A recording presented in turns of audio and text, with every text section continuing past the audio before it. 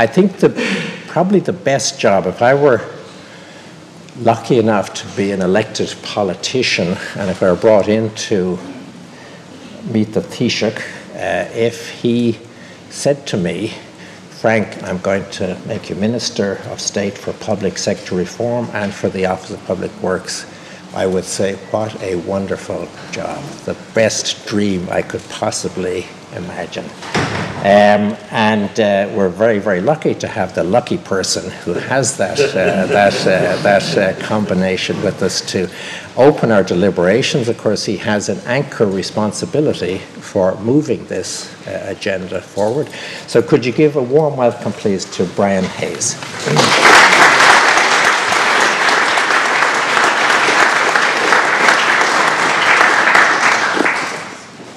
Good morning, ladies and gentlemen, and thank you very much. Thank you very much indeed, Frank, for that very warm and generous welcome. He says that I am a lucky politician. Every day I wake up and I say that. But Frank could also, if he given the propensity in Europe at the moment to appoint unelected technocrats to be in charge of governments, Frank could well be a nomination for that if things go really bad over the course of the next few years. It's happened in Greece, it's happened in Italy, it could happen here at some point, hopefully not. But it's a great privilege to be here, ladies and gentlemen, this morning. I want to congratulate the UCD School of Geography, Planning and Environmental Policy and the Earth Institute here in UCD. I'm glad the building is going well and that the funds are in place, as long as the Troika are here at least to fund our way. And I want to in particular congratulate Owen and Finbar for bringing together such a range and combination of people here today.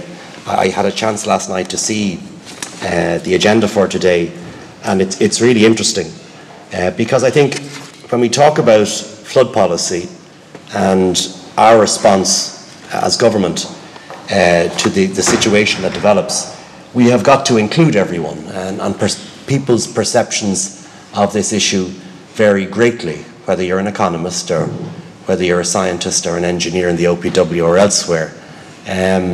Your view is coloured really as to where your perception is. So I think it's very encouraging that we bring people together during the course of today, and I want to congratulate you all for that. I'm not an engineer, unlike Tony here from the OPW and my colleagues in the OPW, but it's a great organisation, the OPW, because you bring together engineers and quantity surveyors and craftspeople and people who do a lot of things. And the great thing about engineers, they tell politicians bluntly what they think. They don't go in for a spin, which is a great feature of having engineers working for you. And since I came to the Office of Public Works, one of the big areas that we have responsibility for is the coordination of national flood policy and making sure that we do what we can to radically increase the flood defences that exist in this country, but also to bring people with us across a range of organisations and a range of disciplines. And I think if we need to be reminded about the significance of this problem, it was brought home to us very starkly last October in the events that occurred on the East Coast and particularly in Dublin, and particularly the two fatalities that we had. People think of flooding as a dreadful event to one's home or one's commercial property or to lands or to beaches, whatever. But last October, if we need to be reminded, the effects of flooding in terms of people's lives were highlighted once again in terms of the two fatalities in Dublin. So this is a very important issue that we've got to get right. When I first came to the Office of Public Works, its head office is in Trim, I spoke to engineers there and they said, Minister, we have 250 hotspots. And I said, what's a hotspot? And they said to me, well, a hotspot is where we have knowledge over a period of years of a significant flooding problem that exists right the way across our country. And I think unlike many other countries, particularly in Europe, we're coming at this rather late. We have a very bad record on planning in this country, as Frank referred to. Some of the appalling decisions taken by local authorities in this country in recent years, when there was such a demand for development, do give cause for considerable worry, given the fact that the evidence-based approach upon which we now know so much more in terms of potential flood plains would have led one to the conclusion that people shouldn't have been developing there. So the state now must come in, spend money, undoing damage that needlessly was done as a result of very poor planning and development and very poor decision-making locally.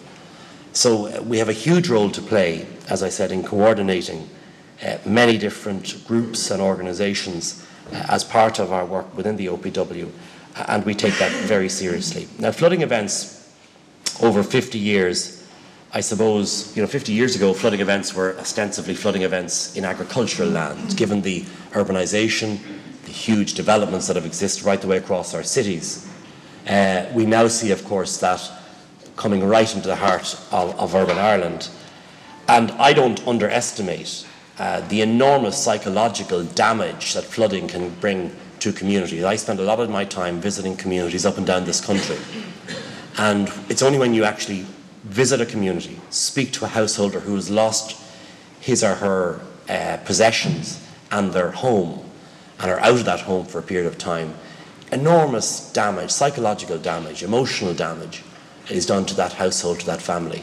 So there's a huge amount of work to do in ensuring that we put in place a flood risk management policy and the plans around that, which are evidence-based, to ensure that these events are minimised. As Minister overseeing the National Flood Protection Policy, I'm acutely aware of the need to drive forward the coordinated programmes established by the 2004 National Flood Policy Review and the transnational coordinated framework set out in the EU flood directives. And I think that's the important point. We now have specific EU law in this area.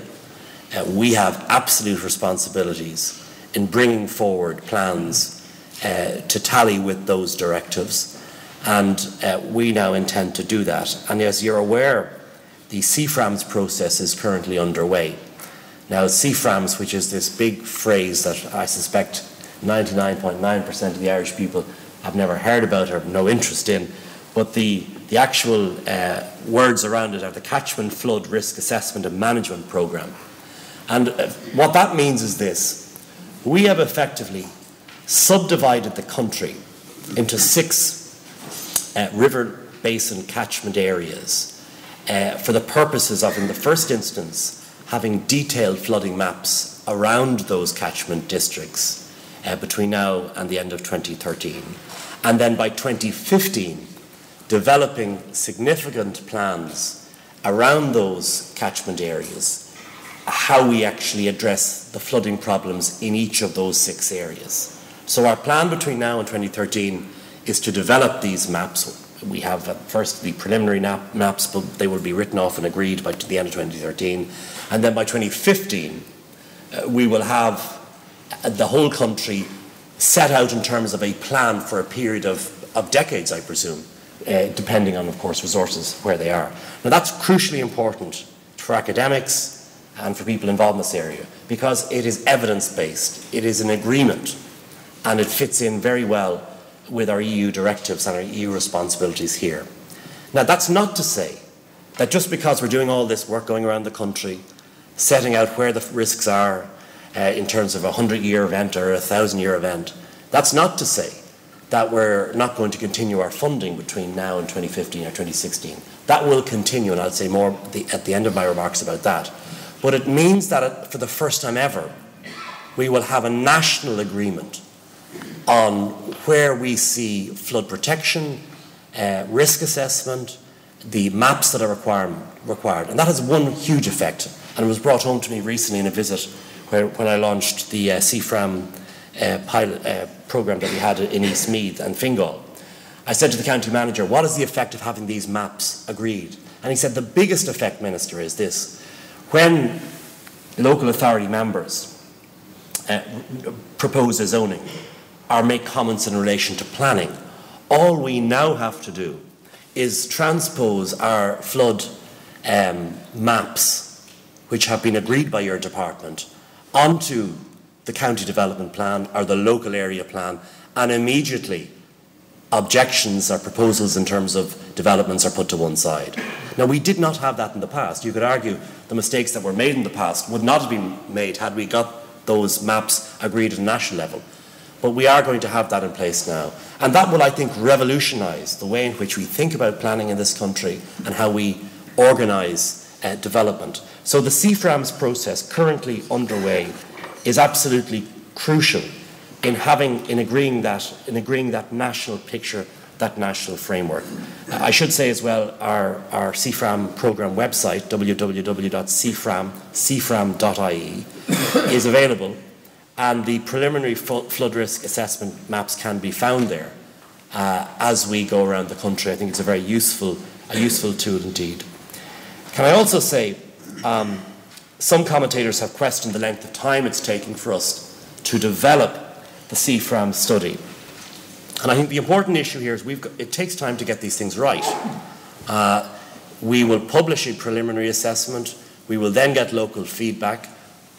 All of these maps won't be entirely right, but they will be controversial in the sense because they will be setting out a standard of mapping and setting out a standard that will have an impact right the way across this country for a very, very long time. So I know there's criticism of the length of time, but I would ask people to be patient with us on this because a lot of detailed work is going on and making a big difference. On the question of insurance, I, as Minister, recently met the Insurance Federation and all of the main players in insurance in this country. And I suppose their argument is that every time there's a major event, they're hit significantly in terms of the liability. It's a bit like the Economist that Frank spoke about earlier. We have, in my view, where the state invests significant capital funds in putting a flood defence in place, and clearly that flood defence has worked, as we saw in Dublin in the recent last October, the flood defence in terms of the Tolka completely held its line, held against a very significant event last October. Now, where that happens in the country, and the state puts the investment, I believe the insurance industry have a responsibility to provide insurance for people. And what we're trying to work up with the Federation and their members is at least where those funds are in place, where the capital works are in place, that at least flooding and insurance can be provided for people once those works have been completed. I want to agree with them a new protocol, as has happened in other countries, which will give that certainty to the industry and to that certainty in terms of our own organisation. We're working with them to see if we can get that right, because the exchange of information between them and us is crucial in terms of bringing some certainty to this area. On the question of expenditure, over the past 5 years, we've spent €234 million invested by the OPW on flood risk management activities. And this is made up of about 137 million spent on capital flood relief activities and about 97 million expended on maintenance of arterial drainage schemes, which we have absolute responsibility for under the existing legislation. Now, I know times are tough. The capital budgets have been reduced by about a third, given the appalling financial crisis that still inflicts the country. But we still have a capital programme. And what I was really encouraged to get the support of Minister Howlin and Minister Noonan was, through the OPW, that we have an agreed a sum of 45 million this year and every year between now and 2016 as a capital envelope for flood relief protection in this country on all capital schemes. That's a very significant decision of government. We have ring-fenced the budget for flood protection over the next 3, 4 and 5 years. And I think that allows us to, as an organisation, working with local authorities, to develop up new schemes that will make a huge difference in communities. I was in Fermoy earlier this week along the Blackwater, an area of the country that has been devastated, 7 different events over, I think, a 6-year period. Very significant flooding problem. I was able to announce a scheme there of 14.5 million. The second phase of that scheme, on the north side, the impact is in place. The south side we're now doing. So those kind of schemes will continue as long as the capital funding is there. And I think it is very significant that we have managed to ring-fence the capital budget for this year and all years between now and 2015-2016. It means this year 15 major new schemes in places like Mallow, Fermoy, Clonmel, Tipperary, Carlowtown, Waterford City, Johnstown, Mornington, Ennis, and along the River Tolka and the Dodder here in Dublin. It means that those schemes can continue. Some of them take quite some years, as you're aware, have many different phases, but it's a very important government announcement that we managed to get through. Can I also say that our department has a very successful minor works scheme, and up to €500,000 proposals can be forwarded to the Office of Public Works from all of the local authorities in the country on smaller schemes, group housing, commercial dwellings, and that kind of small relief where local authorities believe a small solution can make a big difference in terms of a group of houses there. Since 2009, the Office of Public Works has allocated 24.9, nearly 25 million in respect of 341 projects around the country. And I think the beauty of the minor works scheme for local authorities is that the applications can be given to us on a 24/7 basis.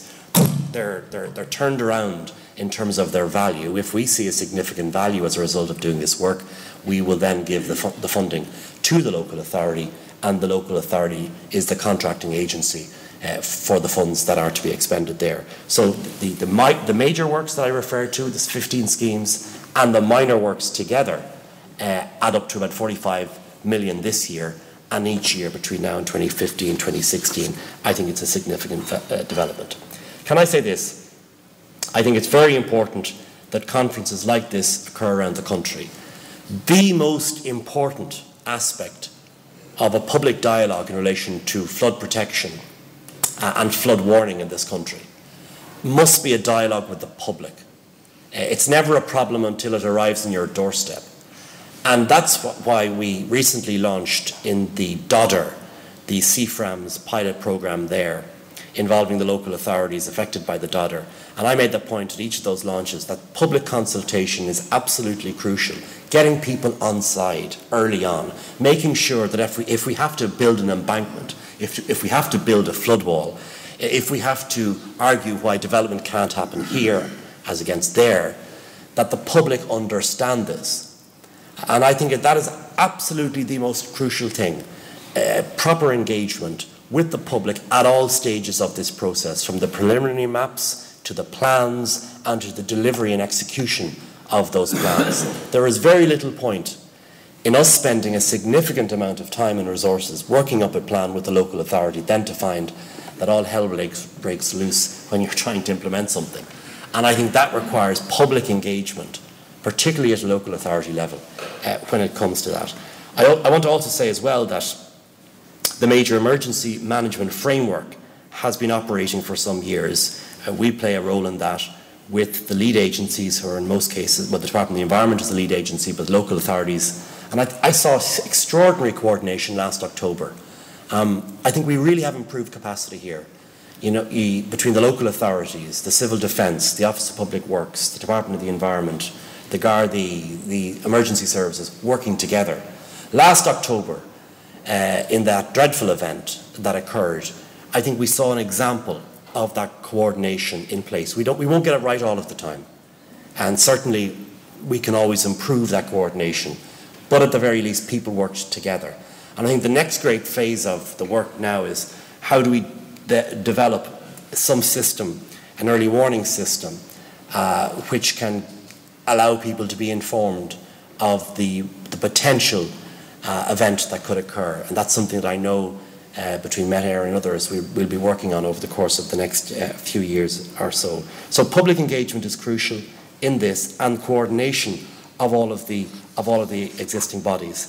And it's something that's very, very important indeed. As you're aware, just before Christmas we launched the Winter Awareness Campaign, where a number of government departments came together, and that is available on a website, www.winterready.ie, which is all about informing the public of obviously the vagaries of our weather and how we respond as a public where those difficulties emerge. Given the issues of climate change, given the significant events that have occurred over the course of the last decade or so, this problem is not going away.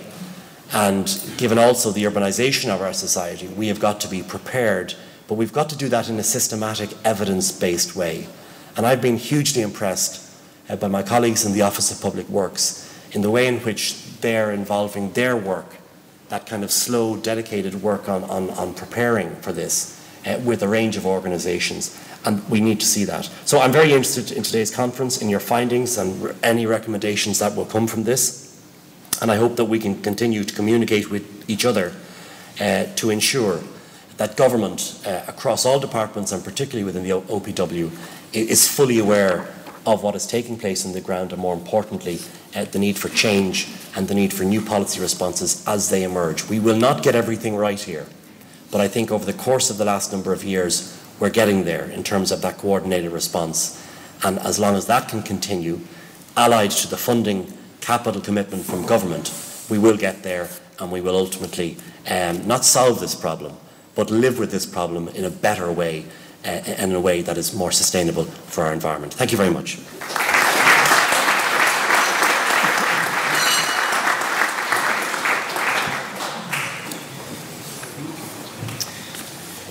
Thank you very, very much indeed, Minister.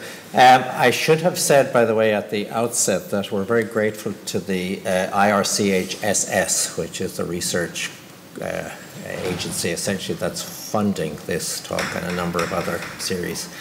The Minister, given that the geography school is central to the organisation of this, I could immediately see all the geographers clapping themselves on the back when the centrality of maps was mentioned, because it's kind of went out of fashion and suddenly maps are essentially going to define.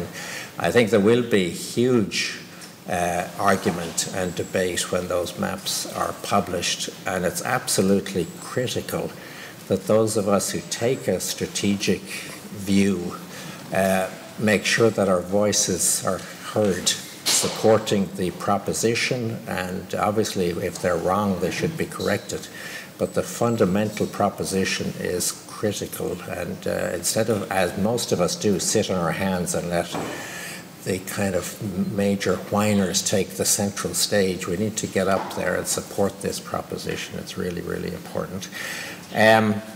Just a suggestion, Minister, in terms of the 45 million is a terrific achievement, by the way, given the current environment, because it's an easy investment to just say, well, we'll put it off, and we haven't put it off. We're sticking with it. When I was on the board of the NRA, I convinced the board then to put aside a little bit of money every year to fund innovation research practically applied to the challenges that the organization faced. This work was essentially driven from the inside, so the managers in the agency decided where they could see an opportunity to do something different and new, whether developing new materials, new ways of doing things, and so on. And then they went out to tender with the universities to compete. And it's still early days, but I think the payoff to that is very, very significant. So I think it would be terrific if the Office of Public Works could say, let's set aside 1 to 2% of the 45 million. 2% would be roughly $1 million a year. And have the managers in the Office of Public Works say, these are areas where we think things could be done better or newly if we took a longer view. And kind of adopt that model. It's part of, I think, the proposition that we need to embed innovation everywhere, and just ring fencing a little bit of resource and obviously you get a normal distribution of performance. 1 or 2 things will work terrifically, others won't work at all. But I think if we could do that and create this interface, because we have a lot of talent in the universities and in the third level, because it exists also in the ITs, I think it would be a great step forward. So I know you have to head off, Minister, to many other responsibilities. You've given us a terrific start. You can be sure we'll be back pestering you in the most positive possible fashion, but we're delighted that you took the time and trouble to be with us, and thank you very much indeed.